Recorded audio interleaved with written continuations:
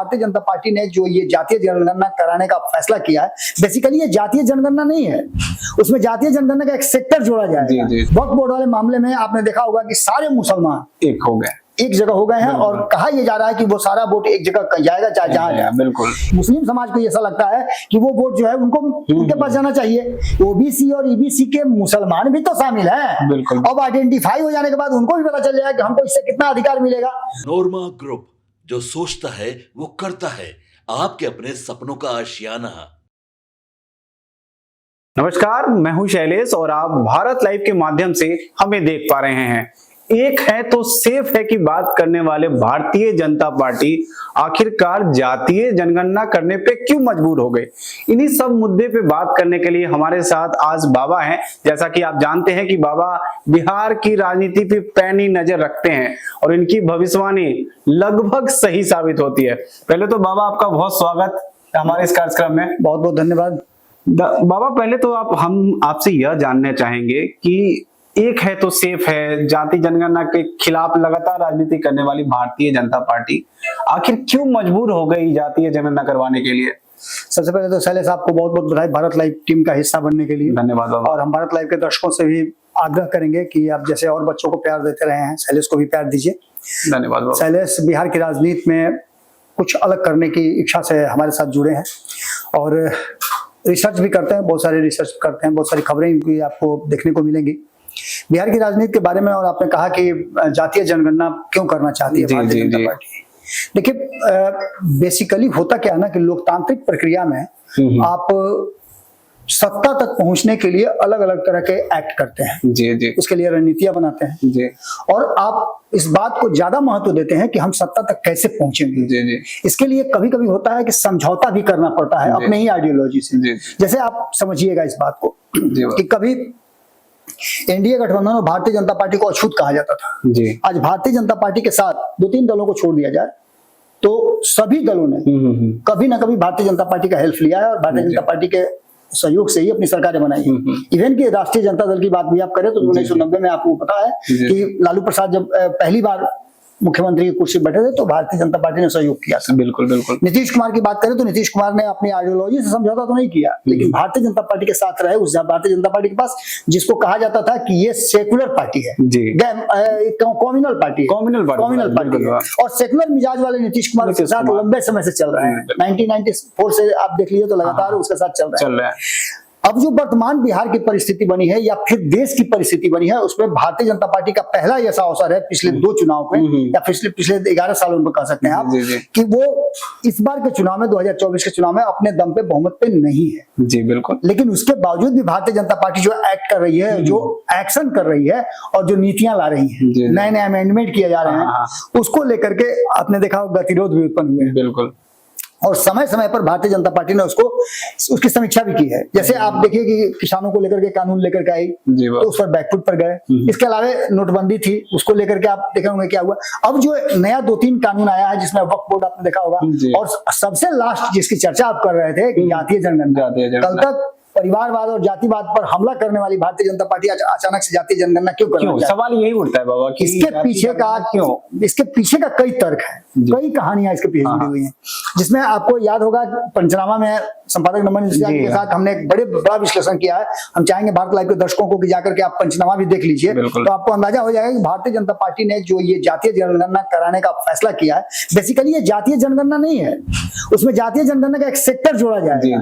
ये बेसिकली है क्या जनगणना है, जो कि आप समझ सकते हैं कि आजादी के बाद कई बार जनगणना हुआ लेकिन उसको सफल रूप से या उसको फिर पब्लिक डोमेन में नहीं लाया गया। 2011 में भी जनगणना हुई थी लेकिन मनमोहन सरकार ने उसको सामने नहीं रखा। तो जातीय जनगणना कराने का जो फैसला लिया है उसके पीछे कारण, सबसे बड़ा कारण जो है, कहीं तो कारण तो कई जा रहे हैं, लेकिन बेसिक कारण यह है कि भारतीय जनता पार्टी ने जातीय जनगणना इसलिए भी स्टार्ट किया है कि उसे परिसीमन करना है। अच्छा।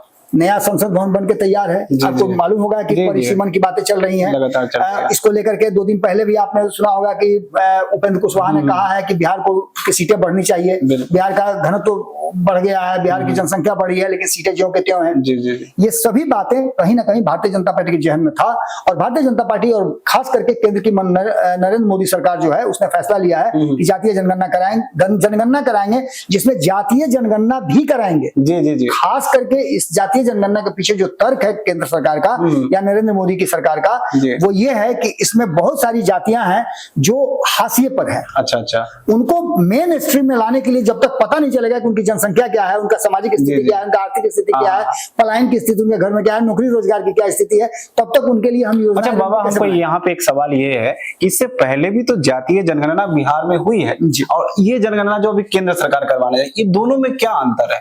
देखिए, बिहार में जो जातीय जनगणना कराई गई है, ये जनगणना भी आप सरकार की तरफ से पूरी तरह से फुल प्रूफ, बिल्कुल इस पर एक्ट भी होना शुरू हो गया, काम भी शुरू हो गया, लेकिन इस जनगणना पर कई सवाल खड़े हुए हैं जी। तो जिन लोगों ने सवाल खड़े किए हैं उन लोगों के लिए एक आशा की, कि एक उम्मीद की किरण जगी है कि जो कमियां रह गई हैं बिहार वाले में वो देश वाले में पूरी हो जाएंगी। और चूंकि नरेंद्र मोदी के बारे में कहा जाता है और अब तक जो परसेप्शन रहा है नरेंद्र मोदी के, जो काम करते हैं ठोक बजाकर करते हैं, पूरा प्लानिंग के साथ करते हैं।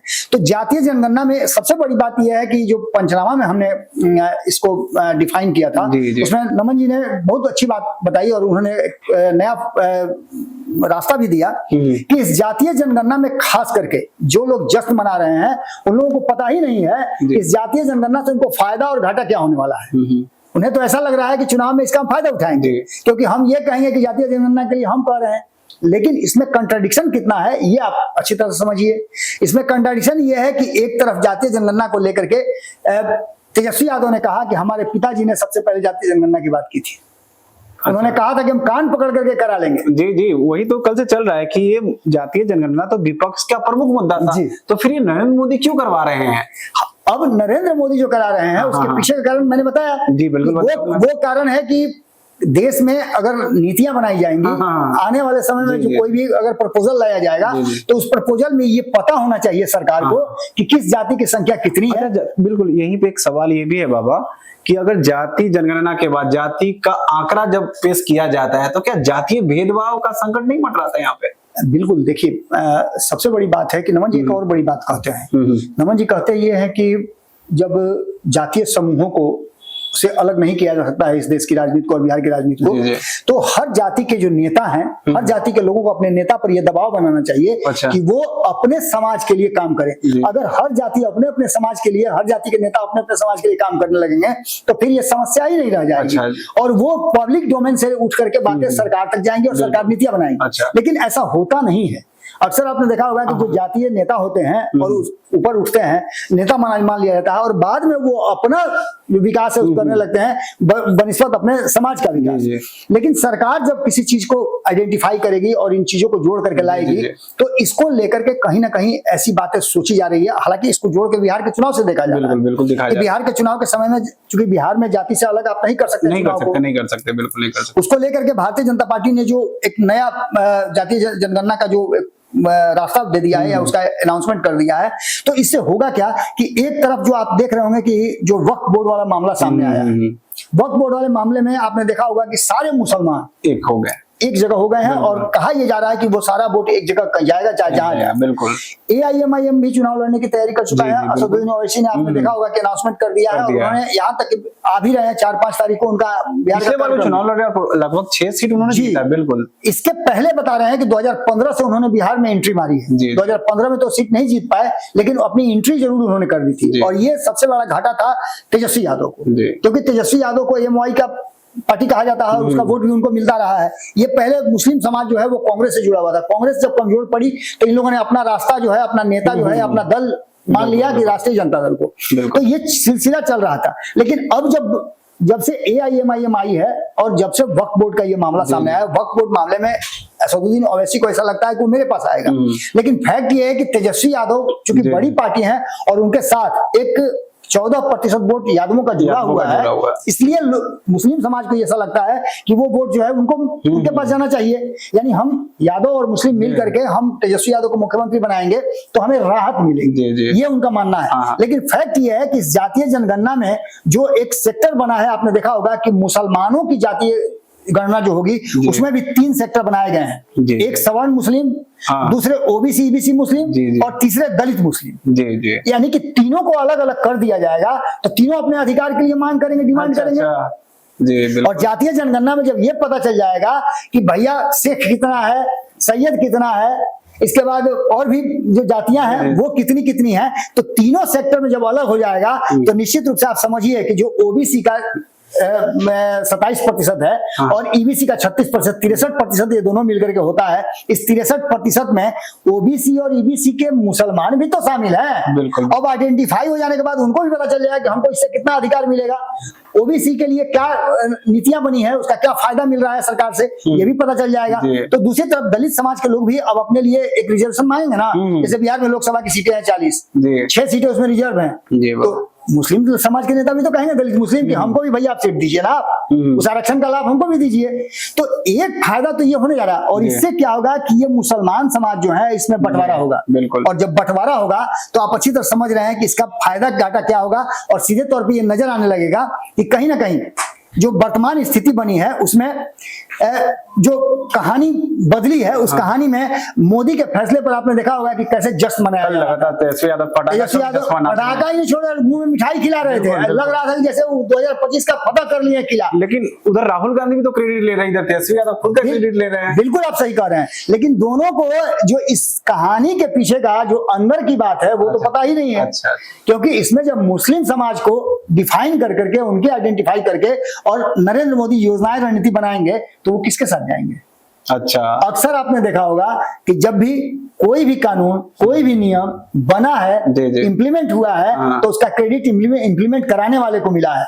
और यही जितना विश्लेषण को हम समझ पाए बाबा कि ये जाति का जनगणना मुसलमान वोट को तोड़ने के लिए बनाया गया। एक सबसे बड़ा कारण ये भी है, और दूसरा सबसे बड़ा कारण ये है कि जो लोग नाराज हैं बिहार में जातीय जनगणना को लेकर के, आपको मालूम होगा कि तेजस्वी यादव को उस समय भी लग रहा था कि नीतीश कुमार के साथ है, तो नीतीश कुमार जो कह रहे हैं वही होगा। नीतीश कुमार आप कहाँ जाएंगे, अब तो मेरे ही साथ रहेंगे, अब तो हमको बोल रहे हैं कि अब मेरे बाद इन्हीं लोगों को देखना है। लेकिन उसी में तेजस्वी यादव से छोटी गलती हो गई। बाल हर्ष जो होता है ना, वो अक्सर कभी कभी आप देखिए कि कारण बन जाता है किसी खतरे का। तेजस्वी यादव को लग ही नहीं रहा था कि नीतीश कुमार अब उनसे अलग होंगे। और ऐसी स्थिति में आपने देखा होगा कि तेजस्वी यादव जैसे ही जातीय जनगणना हुई तो उसका श्रेय लेने के लिए अपना पीठ तपवाने लगे। ये पूरे लोग मिल करके नीतीश कुमार के साथ गए थे। 1994 में नीतीश कुमार ने केंद्र की सत्ता, केंद्र सरकार में, सदन में ये बात कहा था कि जातीय जनगणना होनी चाहिए, और जातीय जनगणना की चर्चा उन्होंने की थी। इसके अलावे आपको बता देते हैं कि इस पर उसके बाद धीरे धीरे करके बिहार से ये आवाज उठने लगी। जातीय जनगणना जब हुई तो जातीय जनगणना को फुल प्रूफ बताया गया, और तेजस्वी यादव ने इस बात को कहा, कि सरकार में थे उस समय अनाउंसमेंट हुआ था जातीय जनगणना जो उसका रिपोर्ट था उसको सार्वजनिक किया गया था। हालांकि सार्वजनिक करने के बाद जो उसकी प्रति थी वो हम लोगों से पत्रकारों से छुपा के रखी गई थी। हम लोगों ने विभिन्न माननीय जो है सांसद हैं, विधायक, उन लोगों से लेकर के हम लोगों ने शुरू किया था, उस पर मंथन करना शुरू किया था। बाद में फिर पब्लिक डोमेन में आया भी। लेकिन उसके बाद जिन लोगों को, जिन जातियों को लगा, जिन जाति के नेताओं को लगा कि हमारी संख्या कम आंकी गई है, उन लोगों ने विद्रोह किया, जिसमें रामबली चंद्रवंशी भी थे। अच्छा, जो राष्ट्रीय जनता दल के नेता भी थे और एमएलसी थे। उन्होंने कहा कि जातीय जनगणना हुई है, उसमें उनका समाज जो है, चंद्रवंशी समाज, कहार समाज जो आता है, उस समाज के बारे में उनका कहना था कि उनको कमतर आंका गया है। इस पर धीरे धीरे करके आवाज सुलगने लगी और ये समाज एकजुट होने लगा। नीतीश कुमार के दबाव में रामबली चंद्रवंशी को पर आरोप लगा कि आप जो है जो पार्टी का आइडियोलॉजी है उसके खिलाफ जा रहे हैं। अच्छा। और इसके चलते उनको अपनी सदस्यता भी गंवानी पड़ी। ऐसी स्थिति में तेजस्वी यादव तभी जल्दीबाजी किए थे और उन्होंने अपना एक सदस्य गंवा दिया, एक अच्छे नेता उन्होंने गंवा दिया। दूसरी तरफ आज आनंद मोहन के बेटे को भी नहीं, चेतन आनंद वगैरह तो सब चले ही गए। अच्छा। इससे पहले चंद्रवंशी जो विद्रोह किए थे, रामबली चंद्रवंशी, उन्होंने जो विद्रोह किया जातीय जनगणना में गड़बड़ी का, उनके ऊपर जो कार्रवाई हुई उसको लेकर के कहीं ना कहीं तेजस्वी यादव को एक झटका भी लगा। और इस बार भी जैसे ही इसका अनाउंसमेंट हुआ, तेजस्वी यादव ने जश्न मनाना शुरू कर दिया। तेजस्वी को ये पता नहीं है कि भारतीय जनता पार्टी ने ये जो जाल बुना है, इस जाल में अब उनको नीतीश कुमार भी नहीं बचा सकते हैं, क्योंकि नीतीश कुमार के पास रास्ता था कि अगर कोई ऐसी बात होती तो नीतीश कुमार एनडीए से फिर से महागठबंधन पर जा सकते थे। लेकिन अब जब तेजस्वी यादव ही गुणगान करना शुरू कर दिया नरेंद्र मोदी का, तो ऐसी स्थिति में आप समझ सकते हैं ना कि नीतीश कुमार को तो ये अच्छा नहीं लगेगा। एक तरफ अगर आप बता रहे कि बीजेपी लगातार विपक्ष को जाल में फंसा रही है, दूसरी तरफ हमें ये भी सोचना मिल रही है कि बीजेपी के जो कोर वोटर हैं वो इस फैसले के बाद नाराज चल रहे हैं, उनको कैसे संतुष्ट करेगी बीजेपी? देखिए, आप जिस कोर वोटर की बात कर रहे हैं वो खास करके सवर्ण समाज। बिल्कुल। तो सवर्ण समाज के पास ऑप्शन कहाँ है, किसको वोट देंगे? अच्छा अच्छा, किसको वोट देंगे? आपके पास ऑप्शन हो कि आपको ट्रेन से जाना ही है, अच्छा, तो आप प्लेन का ऑप्शन कैसे चुनिएगा? आपको तो मजबूरी है ट्रेन से ही जाना है। तो ऐसी स्थिति में जो रूट ट्रेन का है उसमें ट्रेन से ही जाना पड़ेगा। अच्छा, अच्छा। निश्चित रूप से कोई भी सवर्णों के पास दूसरा विकल्प नजर नहीं आता है। तेजस्वी यादव अगर बहुत बेहतर A to Z का जो समीकरण वो गाड़ते हैं, कहते हैं कि A to Z समीकरण है, अगर बहुत अच्छा कर लिया तब भी विश्वास करना बड़ा मुश्किल होगा, उसके लिए समय लगेगा। तेजस्वी यादव को खुद को प्रूफ करना पड़ेगा, उसके लिए सत्ता में आना पड़ेगा, सत्ता में आकर के सवर्णों को दिखाना पड़ेगा कि आप हमसे डरिए नहीं, ये सारी चीजें करनी पड़ेगी, उसमें बहुत समय लगेगा। लेकिन अभी जो 2025 के चुनाव की बात कर रहे हैं तो सवर्णों के पास ऑप्शन नहीं है, और ऑप्शन अगर बनता भी है, आप कहेंगे प्रशांत किशोर है, तो प्रशांत किशोर पर भरोसा कितना कीजिएगा? प्रशांत किशोर पर उनके पार्टी के लोग ही भरोसा नहीं कर रहे तो किसको कीजिएगा? ऐसी स्थिति में एक बात तो सीधी तौर पर समझ लीजिए कि जो हमने शुरुआत किया है, जो हमने बताया है, उसके हिसाब से जो परिस्थितियां बन रही है वो साफ साफ इशारा कर रही हैं कि कहीं ना कहीं जो मोदी के फैसले पर जिस तरह से उन्होंने जश्न मनाया है, उसके बाद से नीतीश ने भी अब जो फैसला लिया है, नीतीश जो जिस तरह का एक्ट करेंगे, उन्होंने अपना मन जो है बदल लिया है। अब आगे देखिएगा कि क्या क्या होता है। अभी 6 महीना चुनाव बाकी है। अभी मतलब बीजेपी स्वयं को करेगी भैया आप हमारे साथ रहिए, हम पिछड़ावर्ती पिछड़ा की राजनीति करेंगे और सत्ता में आएंगे, फिर आपके लिए हम मंडल कमीशन के समय में आपने देखा यही कुछ हुआ था। मंडल कमीशन लागू हो गया, कई सवर्णों ने जान दे दिया, लेकिन फैसला। अच्छा, अब विपक्ष लगातार इसके बाद जनगणना के बाद 50% आरक्षण देने की बात कर रही है, संभव है क्या? ये उठेगा भी, जब सवाल तो उठेगा ही। कई राज्यों ने आरक्षण का दायरा बढ़ाया है, तो ये बिहार में भी बढ़ाने की बात की जा रही थी, लेकिन केंद्र सरकार ने उसको नकार दिया। कोर्ट का भी आदेश है कि 50% ज्यादा आप नहीं कर सकते। विशेष परिस्थिति में आप देखिएगा कि जो सवर्णों में अति पिछड़ा, सवर्णों में जो पिछड़ा समाज है, गरीब सवर्ण है, EWS, उनको इकोनॉमिकली जो वीकर सेक्शन है, उनको 10% आरक्षण दिया गया। इसको लेकर के विरोध हुआ था। तो आप समझ सकते हैं कि इसका विरोध सबसे पहले तेजस्वी यादव ने किया था। ये सारी बातें लोगों के दिमाग में हैं। नहीं, आज मुकेश सहनी भी कहा, मुकेश सहनी ने भी कहा कि अब हमारे समाज को आरक्षण चाहिए। नीतीश कुमार ने आधार ये भी बनाया कि बगल के राज्यों में उनको आरक्षण मिल रहा है। बिल्कुल बिल्कुल, बिहार में नहीं। वो अपने आरक्षण की मांग तो लगातार करते हैं। उन्होंने गंगा जल लेकर कसम खिलवाया, और ये भी कहते हैं कि हमारी सरकार बनती है बिहार में तो हम आरक्षण लागू करेंगे। लेकिन आपके सामने ही नजर आया कि IP गुप्ता के साथ क्या हुआ। उनके समाज को भी तो नीतीश कुमार ने आरक्षण दिया था। बिल्कुल, लेकिन क्या हुआ, 6-7 सालों के बाद उनका आरक्षण छीन गया। आज उसके लिए वो आंदोलन कर रहे हैं। तो अगर मुकेश सहनी बिहार राज्य और केंद्र से अगर नहीं आरक्षण पास कराते हैं और बिहार सरकार से दे देते हैं, तो फिर उसका वही हर्ष होगा। बिल्कुल, सीधी सी बात है कि जातीय जनगणना कराने के बाद नीतीश कुमार ने भी तो आरक्षण की मांग की थी। उन्होंने भी तो कहा था कि आरक्षण बढ़ाइए, लेकिन कहां संभव हुआ, कोर्ट में जाकर के मामला अटक गया।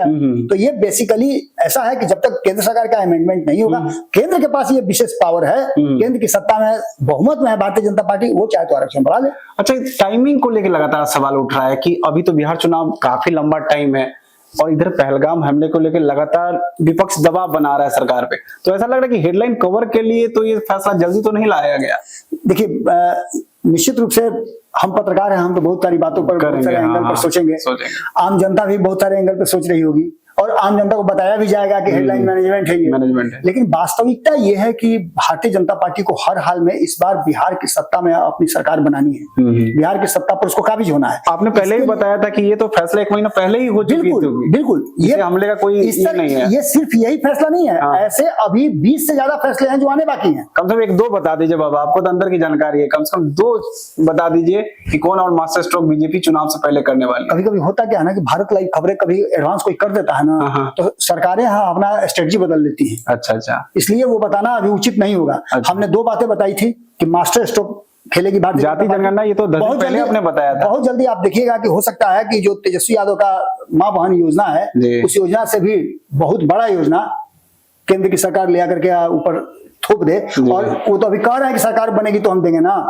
कहीं ऐसा ना हो कि नरेंद्र मोदी की सरकार 3 महीने का एडवांस दे दे, ये भी हो सकता है। अच्छा, माई बहन योजना का कार्ड भारतीय जनता पार्टी के पास है। हर उस चीज का योजना बताए तो कि भारतीय जनता पार्टी हर हाल में इस बार 2025। अच्छा बाबा, ये संभव है क्या कि सभी को इस तरह के माई बहन योजना के तहत इतना पैसा देना, ये संभव है बिहार में? देखिए, अगर टेक्निकली देखा जाए तो संभव नहीं है। लेकिन इसमें भी कई पेंच लगेंगे। आप देखे होगा ऑफर कहीं देखे हैं ना, हाँ। किसी कंपनी का कोई ऑफर निकलता है तो शर्तें लागू लिखा रहता है, स्टार वहां लगाया रहता है। हाँ। तो शर्तें लागू जब जाइएगा तो आपको यहाँ से दिखाया जाएगा 50,000 रुपया आपको इस पर छूट मिलेगा, लेकिन वहां जाइएगा तो मालूम हुआ कि आपको इस कंडीशन में 50,000, यानी 5 लाख का सामान लीजिएगा तो 50,000 छूट मिलेगा। 50,000 के सामान में 50,000 छूट मिले तब ना हुआ, लेकिन ऐसा होता नहीं है। अब रहा सवाल कि जो सबसे बड़ी बात है वो ये है कि बिहार में हर हाल में सत्ता स्थापित करना भारतीय जनता पार्टी का लक्ष्य है, और इस लक्ष्य को पूरा करने के लिए भारतीय जनता पार्टी किसी भी तरह का कोई भी और ये अंतिम मौका है। बिल्कुल, इसका फायदा है ना। अच्छा। कि पड़ोसी राज्यों में अब ये 2025 चल रहा है, सिर्फ एक बिहार में है। जी। पूरा अपनी शक्ति जो है बिहार में लगाई हुई है भारतीय जनता पार्टी। आप देख रहे होंगे आरएसएस की बैठक चल रही है, आरएसएस की लगातार 3 दिवसीय बैठक, बीएल संतोष आए हुए हैं और लगातार बैठक चल रही है। इसके बाद बिहार का सत्ता पर कायम करने के बाद सीधे उसका ध्यान जो है बगल के पड़ोसी राज्य पश्चिम बंगाल में जा रहा है, क्योंकि वहां 2027 में चुनाव होना है, 26 में होना है, 2027 में यहाँ उत्तर प्रदेश में होना है। तो बिहार उसका केंद्र बिंदु है। बिहार में सत्ता स्थापित हो गया तो इन दोनों राज्यों में सत्ता स्थापित करने में कोई बहुत बड़ी मुश्किल नहीं होगी, और ये प्रमाण दिखाया जाएगा कि देखिए हमने बिहार में क्या अच्छा, किया। भारतीय जनता पार्टी अपना मुख्यमंत्री बनाएगी क्या अगले चुनाव में? संभावना तो है, संभावना है। चुनाव मुख्यमंत्री उम्मीदवार के साथ तो नहीं जाएगी? नहीं, नीतीश कुमार के नेतृत्व में ही चुनाव लड़ा जाएगा। भारतीय जनता पार्टी ये बार बार कह रही है, लेकिन सीट शेयरिंग का समझौता एक अभी भी फंसा हुआ पेच है। अगर इस पेज फंसता है वास्तव में और नीतीश कुमार के साथ सीट शेयरिंग का समझौता नहीं होता तो नीतीश कुमार निश्चित रूप से एनडीए से बाहर हो जाएंगे। तब भारतीय जनता पार्टी के पास मौका है कि वो सम्राट चौधरी को या किसी को भी आगे करके, क्योंकि सम्राट चौधरी सबसे एग्रेसिव राजनीति कर रहे हैं, और आपको पता है कि ये जो सारा जातीय जनगणना वगैरह है, सारा कैलकुलेट करके सारा चीज टोकरी में सजा करके और गिफ्ट नहीं दिया जाता है, वैसे सम्राट चौधरी के हाथ में दे करके या जो भी मुख्यमंत्री होगा उसके हाथ में दे करके भारतीय जनता पार्टी अपना मुख्यमंत्री बना लेगी। लेकिन ये तब संभव होगा जब सीट शेयरिंग के समझौता से या नीतीश कुमार एनडीए से बाहर होता है। सीट शेयरिंग पे समझौता हो चुका है या फिर होगा? अभी बहुत उसमें टाइम है, अभी उसमें बहुत सारा कैलकुलेशन करना है। चिराग पासवान को लेके भी एक दावा किया जा रहा है कि चिराग पासवान लगातार एनडीए पे दबाव बना रहे हैं कि वो मुख्यमंत्री का उम्मीदवार बनाया जाए। चिराग पासवान ने साफ कर दिया है कि वो 2025 में तो कहीं कुछ नहीं है। अच्छा, कंफर्म हो चुका है। उन्होंने स्पष्ट कर दिया है कि नीतीश कुमार हमारे अगुआ हैं, वही मुख्यमंत्री भी बनेंगे। उन्होंने एक स्टेप आगे बढ़कर के भारतीय जनता पार्टी से कहा है, लेकिन 2030 के लिए उन्होंने कहा है कि वो इस 5 साल में 25 से 30 के बीच में जो अगला चुनाव होने वाला है उस चुनाव तक वो बिहार में शिफ्ट कर जाएंगे और बिहार में चुनाव। तो उनके सांसद अरुण भारती ने कहा कि अब समय आ गया है कि चिराग पासवान जैसे ऊर्जावान नेता को बिहार की कमान सौंप देनी चाहिए। इस बयान का क्या मतलब निकाला जाए? बिल्कुल, भारतीय जनता पार्टी यदि किसी मुख्यमंत्री का चेहरा को खोज रही है तो उसमें सबसे उपयुक्त निश्चित रूप से लोक जनशक्ति पार्टी जो है रामविलास, उसको कहना चाहिए। हर पार्टी का ये दावा बनता है कि वो अपने किसी नेता को मुख्यमंत्री का दावा करे, तो वो कर रही है तो कोई गलत थोड़े है। नीतीश कुमार भी तो ऐसे ही बन गए हैं।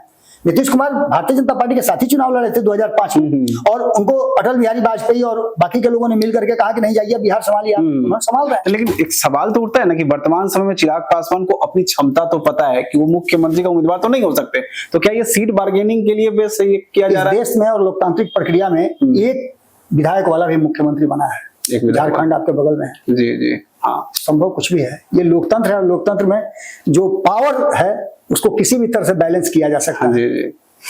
आप बाबा को सुन रहे थे, उन्होंने कहा कि जातीय जनगणना तो एक ही है, इसके बाद लगातार मास्टर स्ट्रोक मोदी का आने वाला है। ऐसे ही तमाम खबरों के लिए आप भारत लाइव को देखते रहिए। बहुत बहुत धन्यवाद।